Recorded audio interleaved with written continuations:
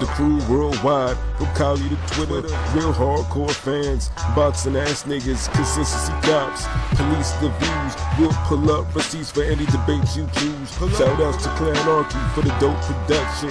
Ring Gang stay with the best discussions. Ring Gang Radio. Friday, though, we had two cards of boxing, a rarity. You know, we had one on ESPN Plus, where it was Bryant Jennings versus Oscar Rivas, a fight card that I was there live for. Like I said, the casino itself was nice. The nightclub was nice.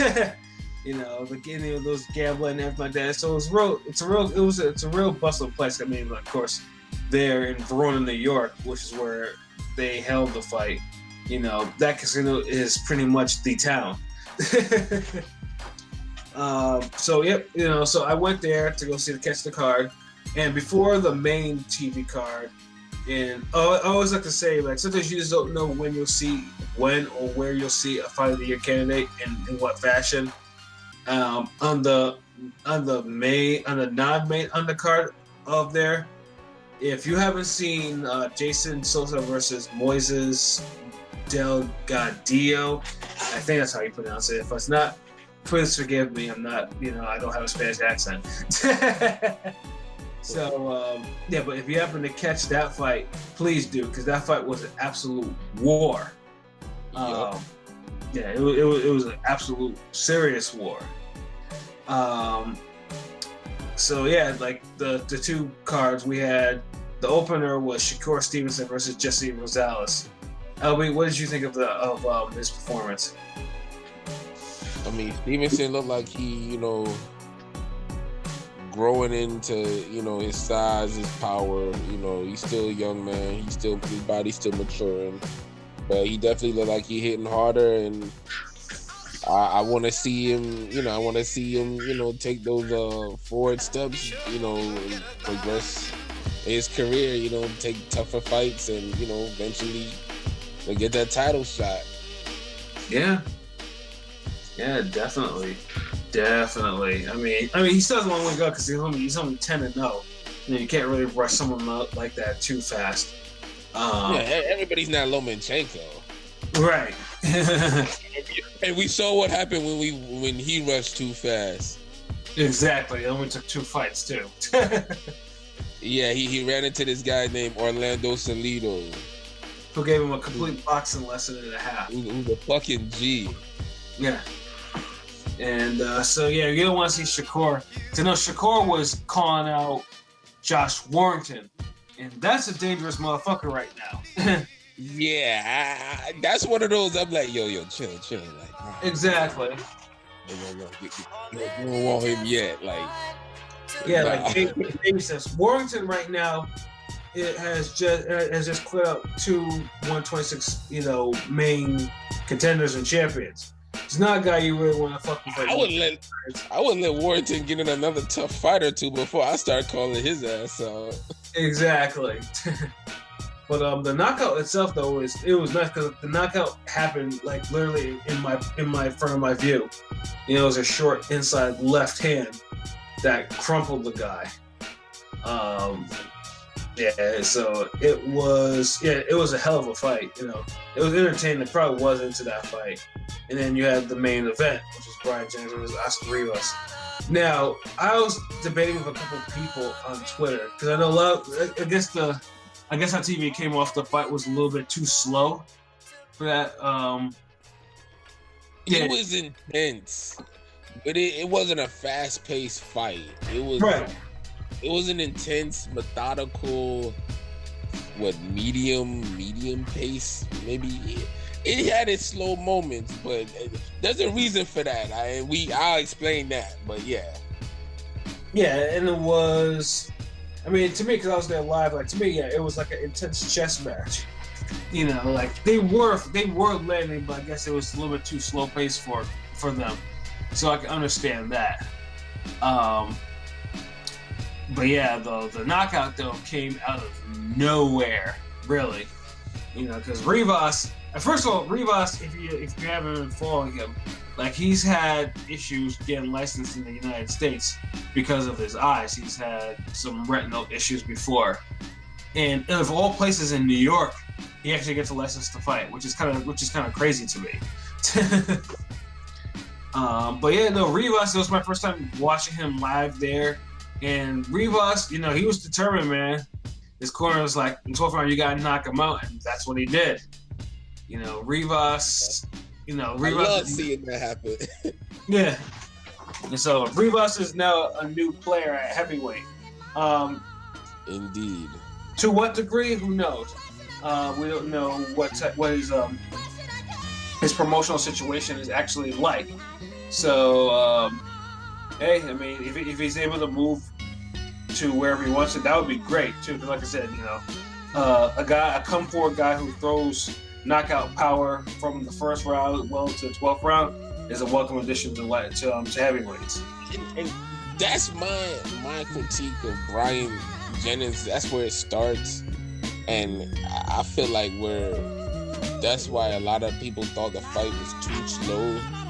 Because when I was watching, I did have this whole vibe of it just kind of dragging. And the reason being is because you see Oscar Rivas, a big, strong puncher, maybe a little inexperienced, but he's in front of Jennings and he's there to be hit. And Jennings just fought so complacent. Like, he wasn't really snapping the jab like that at a steady rate. And he was just too jittery. Like, there was like no type of urgency with his boxing, and it didn't look like he really tried to punish Rivas throughout the fight like that. Like, yeah, he had they both landed good shots throughout the fight, but it just seemed like, and I had Jennings winning at the knockout. Like, I thought he was winning. Yeah, so did I. But it just felt like it was one of those doing just enough to win and growing complacent. Like, you got so bored you didn't notice this. Like, you didn't wear a guy down from, who's a puncher. You didn't wear him down, so he has no real fatigue or anything. So he was allowed to keep his power near maximum level, late in the fight. And then he just suddenly explodes on you and you're not even ready for it. Exactly, and that's what happened. Where was the hard jab? Like, you supposed to be, snapping somebody's head back. You supposed to be pumping that out, keeping the distance. And all of a sudden the round started, and he's all over you, and you against the ropes, and now you on the floor. Like, the fuck? Yeah. Yeah, it was disappointing, but like I said, I mean, I wasn't mad at that fight. I wasn't mad at the ending too. So like I said, no, I mean, it's boxing. It is what it is. I mean, I was a little disappointed because I like Bryant Jennings. Like, I think he's a good, solid heavyweight. Like, and I feel like he's a tough fight for anybody in the division. I feel like this performance was just like, he was lacking. Like, usually Bryant Jennings has a fire in him when he fights. I didn't get that from this fight. No. Look how many late stoppages he has. Like, Bryant Jennings knows how to wear people down and beat them up. And it's like, I don't know where that was in this fight. Yeah, it was kind of, I mean, he used the jab, but yeah, time for you to stop using it. It was just clinching a lot. And and the constant moving and circling back, like, dude, pick a direction and stay there. Yeah, it's like, it's not like if Oscar Rivas was in front of him bobbing and weaving all night like fucking Tyson, I could understand. Like, you trying to reset him, like, oh shit, hold on, this nigga keep coming at me, slipping the jab. I could understand you moving and trying to give ground and trying to figure something out, but the nigga standing in front of you, like, come on, like, get it going, like. Yeah. So, it was disappointing to see him lose. I mean, I did catch him after the card. And he was like, he was fine or whatever, and he was taking up painting and stuff like that. So, oh wow, that's dope to hear. Yeah, it was, man. But Yeah, like I said, it was cool being at Turning Stone Resort Casino. I fully recommend it as a venue. It's it's a really nice event center.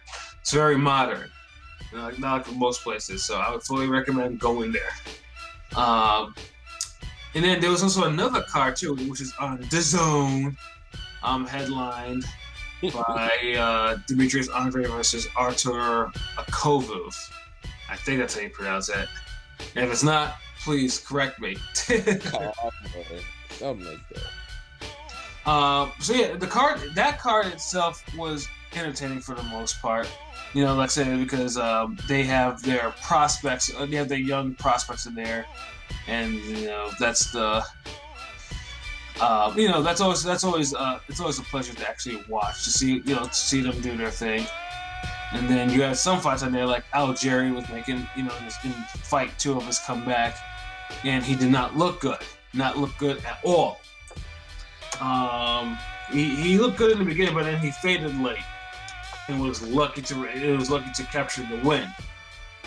And then the biggest shocker of the night, Jorge Linares getting KO'd in 1 by Pablo Cesar Cano. Yeah. He said it was possible, but it's one of those, yeah, it's possible, but yeah, I didn't think it would happen in that early and like that. Yeah, it only took him 1 round. It was hard, like they were like chopping hard blows, like he was like just landing those punches on him so accurately, and it's like Linares couldn't get away from him, like you just right it from taking them bombs. Like, wow, like, yeah. I don't know. I might have to call it a day for Jorge Linares, though. Yeah, he's had about 50-something fights. When he used to Cano he's a decent fighter, but that's someone that he should be losing to. The way he did. Yeah, like, if Cano was gonna knock him out, I'm thinking they would win 5 or 6 rounds or so, like where, maybe the size starts, as the fight goes on, the size really, start playing a factor. Mm-hmm. But didn't even get to that. Just kind of just walked up on him and just bowed, like, damn. Yeah, ran right through him like diarrhea, bruh. Yeah, it's like. Yeah, and then like he jumped on him, trying to it wasn't like DeMarco Molina where he heard something and he just jumps on him. Nah, it was just on some regular old bow, pow, gets up, punch in the work, drink coffee, bow, like damn, like I ain't gonna. Cano just made that look so effortless, like. Mm-hmm. That might be an early candidate for early knockout of the year, like early. Yeah. Well, and they also had Amanda Serrano. She scored a 1-shot body shot to her opponent too, to end the fight real quick. But the main event. Oh, go ahead. No, I said they were throwing their hands that night. Yep. So yeah, LOL, what is LOL? Oh my god. Oh my god. LOL, that's such a random name. So yeah, Andrade and Akavov. What did you think of that fight, LB? I thought Andrade looked good. I thought he looked a lot sharper. Seemed like he was punching more. He wasn't. He just looked like he looked sharper, focused, more snap on his shots. And look, he had a hard time figuring the guy out. I felt he dominated the fight. He got rocked one time. He got a little complacent. You can't have an Andre fight without some complacency or right him getting rocked or some shit happening, but. Right. I thought for the most part he looked good. I know he didn't get no dramatic ass highlight knockdowns like the last fight, but overall I thought the boxing performance in this fight was better than the last fight. Mm-hmm. But I just think he needs to stay active. But the stoppage, though, I thought was some bullshit. Like, they wanted him to get knocked out, but dude was ready to go. I mean, dude was actually not ready to go as in he was getting ready to be KO'd, but he was still in the fight. Yeah. So I didn't understand the stoppage at all. I was like, this doesn't make no sense. So, like, why did he stop? So late. Like, come on. I mean, at least let Andre at least like give him a reason to like pound the guy around the ring or some shit like that. But yeah, that stoppage, the rest stoppage was bad. You know, it was a nonsense stoppage, and you know, Andre was on his way to a decision that should have been as such, in my opinion. Yeah. But yeah, though, definitely it was. Like I said, he did perform well. Like I said, you know, probably the best decision in his career was Andre turning to the zone. Well, at least now you can tell Uncle Eddie's probably now going to be looking for a new opponent for him in the next, I don't know, 4 months, give or take. Yeah, like he needs to be fighting again by May at least. Right, and this time they better bring him to Providence or Massachusetts or Connecticut. You know, that is of course. I know they just huh? Nah, bring him to Connecticut or whatever. But bring a better opponent as well. Well, I mean, BJS. I guess the WBS has ordered a purse bid, so you know we might actually get that fight finally, as long as BJS stays on the straight path. You know, doesn't decide to take some sort of wild ass PED. That's another. Oh, it's legal up to the day of the fight. Oh man, hopefully that fight does go through, and then, like I said, put it in any of those 3 states, and I am there. So yeah, I mean those were both cards for ESPN Plus and for DAZN. You know, DAZN, I like saying that too.